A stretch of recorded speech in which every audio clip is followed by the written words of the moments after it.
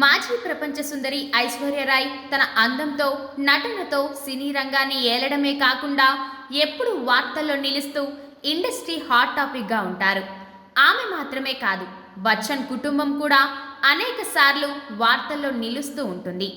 ఈసారి కూడా బచ్చన్ ఫ్యామిలీ వార్త ఒకటి సంచలనంగా నిలిచింది.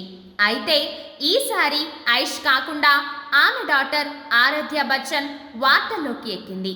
ఆ వివరాల్లోకి వెళితే తన ఆరోగ్యంపై కొన్ని వెబ్సైట్స్ తప్పుడు వార్తలు ప్రచురిస్తున్నాయని, తక్షణమే వాటిని తొలగించేలా ఆర్డర్స్ ఇవ్వాలంటూ ఆరాధ్య కోర్టుకెక్కింది. సోమవారం ఢిల్లీ హైకోర్టులో ఆరాధ్య బచ్చన్ తన పిటిషన్ దాఖలు చేశారు.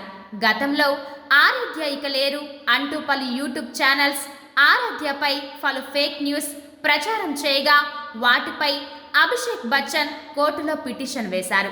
దీనిపై విచారణ జరిపిన కోర్టు చిన్నారిని గౌరవంగా చూడాలని, ఆరోగ్యానికి సంబంధించిన తప్పు వార్తలను పబ్లిష్ చేయరాదని మండిపడింది. మళ్ళీ అవే ఫేక్ న్యూస్ సోషల్ మీడియాలో ప్రసారం చేయడంపై ఆరాధ్య పిటిషన్ వేశారు.